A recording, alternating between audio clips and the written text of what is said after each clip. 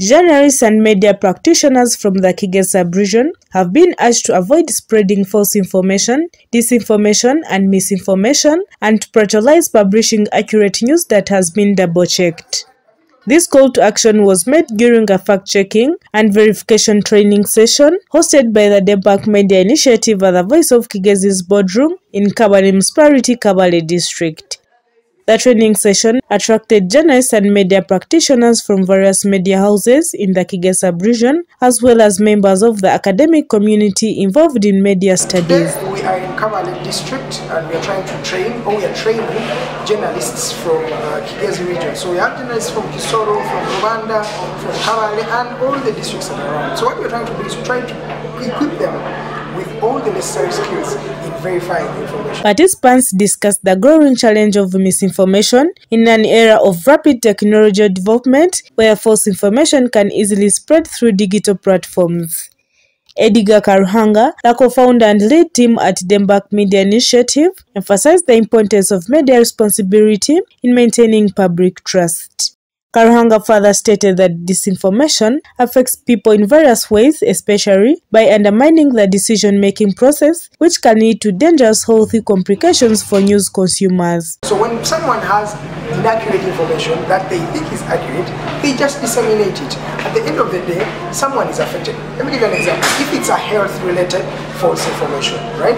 Someone can maybe read about a curing mode of curing a certain condition, which is not true. So when they do this, they think that they are treating themselves, yet they are actually harming themselves, which can lead to them losing their lives because of this false information. He added that journalists have been trapped in the era of misinforming the public due to their affiliations, especially political ones, which continuously undermines their credibility. Undermining your credibility. Yes, they are there. Some of them are doing that for positions. Sometimes you have political inclinations. You are human.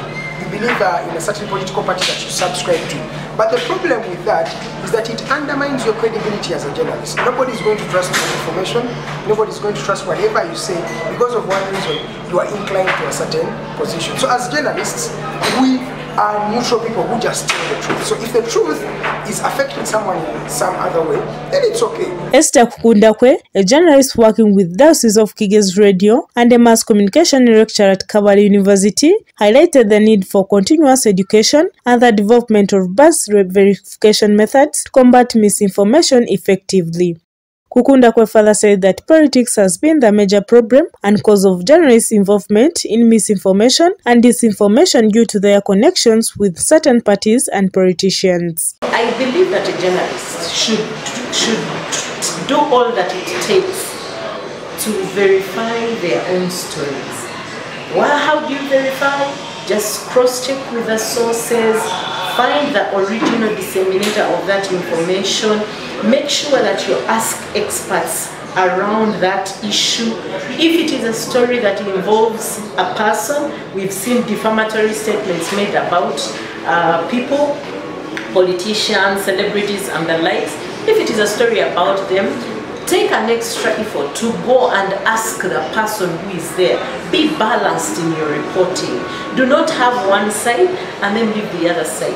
But make sure that you involve all the sides so that if they fail to give you their own voice, at least you can present that this was a problem. I tried to contact him, but he failed to give me their own side of the story. But at the end of the day, we see that you have put in effort to establish that what was said or what was claimed is actually true. Alex Biakatonda, a retired news editor with Voice of Kigezi and currently working as a communication officer for Kabale District Local Government, said that in the current era, media has been compromised by journalists becoming part of the political machinery, leading to biased information being published. He called upon journalists to revisit the media profession's code of ethics. Yeah, of course, there are so many cases where journalists have championed misinformation intentionally. Especially when you go to social media groups, WhatsApp groups, you realize that journalists have actually become a part of the politicians. They always want to spread information about, politicians, which is not even, good for the consumption of the public, or when it is not even helpful to them, but because they want to please their masters who are the politicians. So for me, I would request to the journalists to stick to the professional codes of ethics, because they have somehow disregarded them. Anyhow, I know some of them would want to say that this is the way they are surviving because journalism as a profession is not highly paying. But even if you stuck to the professional codes of ethics, you can still get money from these people, the sources, and you continue working and doing your work professionally. Several concerns were raised during the training regarding the rise of false information, manipulated content, imposter content, conspiracy theories, and fabricated information, among others. The session also included practical exercises on identifying fake news and the tools available for verification. Journalists agreed that as misinformation continues to be a global concern, such initiatives are vital in ensuring that journalists remain vigilant and responsible in their reporting, thereby upholding the standards of journalism and protecting the public from the harmful effects of false information. A story by John and Amara, Robert Nyamachi for Kigezi TV.